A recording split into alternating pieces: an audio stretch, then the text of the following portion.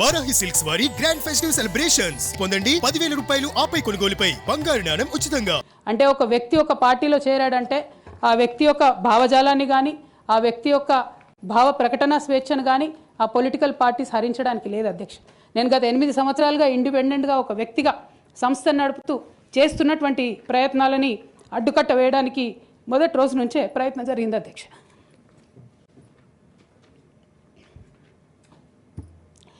కానీ ఎక్కడ కూడా నేను తెలంగాణ బిడ్డలని తెలంగాణ ప్రజల్ని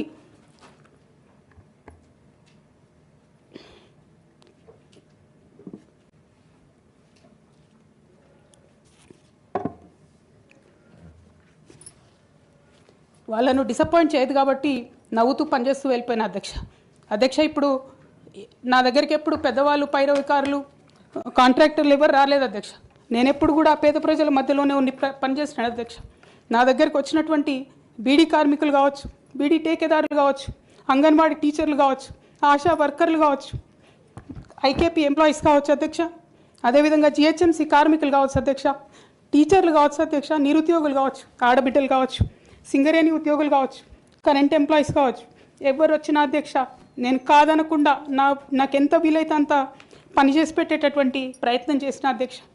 అయినా సరే అధ్యక్ష పార్టీ మౌత్ పీసులుగా ఉండేటటువంటి పార్టీ పేపర్లు పార్టీ ఛానళ్ళు ఏ ఒక్కరు కూడా ఎన్నడూ కూడా మద్దతు ఇవ్వలేదు అధ్యక్ష. అయినా సరే ధైర్యం వదులుకోకుండా మొక్కువని ప్రయత్నంగా నేను ప్రయత్నం చేస్తూనే వెళ్ళాను అధ్యక్ష. తెలంగాణ రాకముందు బీఆర్ఎస్ ప్రభుత్వం ఏర్పడకముందు ఒక మాట అనుకున్నాం అధ్యక్ష. కేసీఆర్ గారే పదే ఈ మాట చెప్పారు. ఉమ్మడి రాష్ట్రంలో మనకు కాంట్రాక్ట్ వ్యవస్థ వచ్చింది, మరి కాంట్రాక్ట్ ఎంప్లాయీస్తోని అవుట్సోర్సింగ్ ఎంప్లాయీస్తోని దేశానికి నష్టం జరుగుతుంది, రాష్ట్రానికి నష్టం జరుగుతుంది, అందరికన్నా ఎక్కువ తెలంగాణ యువకులకు నష్టం జరుగుతుందని చెప్పారు అధ్యక్ష. ఆనాడు వారు సరదాగా ఒక మాట అనేవాళ్ళు, అందరికీ కాంట్రాక్ట్ పోస్ట్ ఉంది, మరి ముఖ్యమంత్రికి కూడా కాంట్రాక్ట్ పోస్ట్ ఉంటుందా అని చెప్పి ప్రశ్నించేవారు అధ్యక్ష. కానీ తెలంగాణ వచ్చిన తర్వాత 10 ఏళ్లలో కూడా కాంట్రాక్ట్ వ్యవస్థను మనం రద్దు చేసుకోలేకపోయినాం అధ్యక్ష. అది కాకుండా అవుట్సోర్సింగ్ ఎంప్లాయీస్ అవుట్సోర్సింగ్ వ్యవస్థను పెంచి పోసిపోయినాం అధ్యక్ష. బాధతో చాలా ఆవేదనతో నేను ఈ మాటలు చెప్తా ఉన్నా అధ్యక్ష. తెలంగాణ సమాజానికి ఏదైతే ప్రశ్నించడం నేర్పించినటువంటి బీఆర్ఎస్ పార్టీ అధ్యక్ష, అంతర్గత వేదికలలో అనేక సందర్భాలలో నేను ప్రశ్నిస్తే అధ్యక్ష నా మీద కక్ష కట్టారు అధ్యక్ష. కేసీఆర్ గారు చుట్టూన్నటువంటి కొందరు వ్యక్తులు తప్పక చెప్తున్నాను అధ్యక్ష ఈ మాట.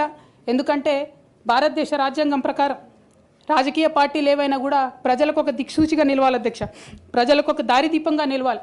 పార్టీలోనే అంతర్గత ప్రజాస్వామ్యం లేకపోతే రాష్ట్రంలో ఎట్లా ప్రజాస్వామ్యం ఉంటుందనే విషయాన్ని కూడా మనందరం గమనించాలి కాబట్టి ఈ మాట చెప్తా ఉన్నాను అధ్యక్ష.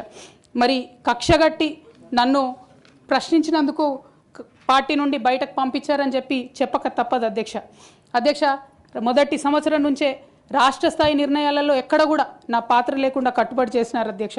ఇవాళ ఆనాడు బాధపడ్డా ఇవాళ నేను సంతోషపడతా ఉన్నా అధ్యక్ష.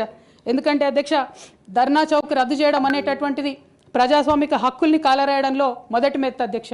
ఆనాడు ఇంటర్నల్గా ఎంత ప్రొటెస్ట్ చేసినా కూడా రాష్ట్రం వచ్చింది, ఇప్పుడు ధర్నాలు ఎందుకు, దరఖాస్తులు లేవు, ధర్నాలు లేవు, అన్ని పనులు చేసి పెడతామని చెప్పుకుంటూ వెళ్ళడం జరిగింది అధ్యక్ష. అట్లానే రైతులకు జరిగినటువంటి అక్రమ అరెస్టులు అధ్యక్ష, ఇవాళ ఒక్కొక్క దగ్గర నుంచి రైతులు మాట్లాడుతూ ఉంటే బాధ తట్టుకోలేకపోతున్నాం అధ్యక్ష. అదేవిధంగా పార్టీలో జరుగుతున్నటువంటి అవినీతి అధ్యక్ష, ప్రభుత్వంలో జరుగుతున్నటువంటి అవినీతిని ఎప్పటికప్పుడు నేను వారి దృష్టికి తీసుకెళ్లడం జరిగింది అధ్యక్ష. అమరజ్యోతి నుంచి మొదలు పెట్టుకుంటే అధ్యక్ష, అంబేద్కర్ విగ్రహం దగ్గర నుంచి మొదలు పెట్టుకుంటే అధ్యక్ష, సెక్రటేరియట్ నుంచి మొదలు పెట్టుకుంటే అధ్యక్ష, కలెక్టరేట్లలో కూడా తీరని అవినీతి జరిగిన మాట ముమ్మాటికి వాస్తవం అధ్యక్ష. దీనికి పెద్ద ఉదాహరణలు సిద్దిపేట సిరిసిల్లలో కట్టినటువంటి కలెక్టరేట్లు 2 వచ్చినటువంటి మొదటి వర్షానికే 2 కూడా మునిగిపోయినాయి అధ్యక్ష. ఆ విజువల్స్ అందరం కూడా మనం చూడడం జరిగింది. ఇక సిద్దిపేటలో సిరిసిల్లలో కట్టిన కలెక్టరేట్లకే దిక్కు లేకపోతే మొత్తం రాష్ట్రంలో కట్టినటువంటి అన్ని బిల్డింగ్లు ఎట్లుంటాయన్న విషయాన్ని కూడా ఒకసారి తెలంగాణ ప్రజలు ఆలోచించుకోవాలి అధ్యక్ష. ఒక పక్క నిజం మాట్లాడే వాళ్ళను, సూటిగా మాట్లాడే వాళ్ళను, ఉన్నట్టు చెప్పే వాళ్ళను రిస్ట్రిక్ట్ చేయడమే కాకుండా అధ్యక్ష ఉద్యమకారుల విషయంలో తీరని నిర్లక్ష్యం గురైంది అధ్యక్ష. అనేక సందర్భాల్లో నేను పార్టీ నాయకులని పెద్ద నాయకులను కూడా అనేక సందర్భాల్లో అడిగిన అధ్యక్ష. వేరే విధంగా సహకరించకపోతే, వేరే విధంగా వాళ్ళకి హెల్ప్ చేయలేకపోతే కనీసం సీఎం రిలీఫ్ ఫండ్ కింద మనిషికి 10 లక్షలు ఇద్దాం, ఎక్కడోళ్ళు అక్కడ సెటిల్ అయిపోతారు అధ్యక్ష అని కూడా అడిగినాం అధ్యక్ష. అది కూడా చేయలేదు. 43 లక్షల మందికి పెన్షన్లు ఇస్తున్నామని గర్వంగా మనం చెప్పుకుంటున్నాం. ఉద్యమకారులు కాన్స్టిట్యున్సీకి 1000 మంది కూడా ఉండరు. ఆ 1000 మందిని పట్టుకుంటే ఇంకో 1,00,000 మందికి ఎక్కువ అవుతుంది. వాళ్ళకు పెన్షన్ ఇస్తే గుర్తింపులాగా ఉంటుంది, గౌరవంగా ఉంటుందని అనేక సందర్భాల్లో చెప్పినాం అధ్యక్ష. అది కూడా 69లో పనిచేసినటువంటి ఉద్యమకారులు వాళ్ళ స్ఫూర్తిని తీసుకొనే మనం ముందుకెళ్ళినామని చెప్పి మనం చెప్పుకున్నాం అధ్యక్ష. కానీ వారిని కూడా ఎన్నడూ కూడా గుర్తించలేకపోయినాం అధ్యక్ష.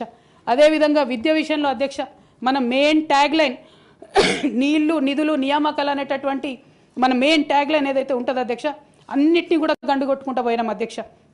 విద్య విషయంలో, నియామకాల విషయంలో, అన్ని విషయాల్లో అదే జరిగింది అధ్యక్ష. అదేవిధంగా కొందరు ప్రజాప్రతినిధులు చేస్తున్నటువంటి దురాగతాలని కూడా ఎప్పటికప్పుడు నేను అధిష్టానానికి చేరవేసిన అధ్యక్ష. దాని మీద ఎటువంటి చర్యలు లేవు అధ్యక్ష. దానికి ప్రత్యక్ష నిదర్శనం ఇసుక దందాల్లో చేసినటువంటి అక్రమాలతోని నేరేళ్ల లాంటి దురాగతాలు జరిగినాయి అధ్యక్ష. దళిత బిడ్డల మధ్యలో అనవసరంగా బలైపోయినారు అధ్యక్ష. కానీ దాని మీద కూడా ఎటువంటి చర్యలు తీసుకోకపోవడం, అది అప్పుడు బీఆర్ఎస్ ప్రభుత్వం తీసుకోకపోవడం, ఇప్పుడు కాంగ్రెస్ ప్రభుత్వం చర్యలు తీసుకోకపోవడం కూడా చాలా దారుణం అధ్యక్ష. బోధన్ షుగర్ ఫ్యాక్టరీ అధ్యక్ష, నా ప్రాంతం అధ్యక్ష, నా బోధన్ మా అత్తగారిల్లు. ఒక 10 ఏళ్లలో కనీసం ఒక 100 సార్లు అడుగుంటాం అధ్యక్ష బోధన్ షుగర్ ఫ్యాక్టరీని తెప్పియాలని చెప్పి.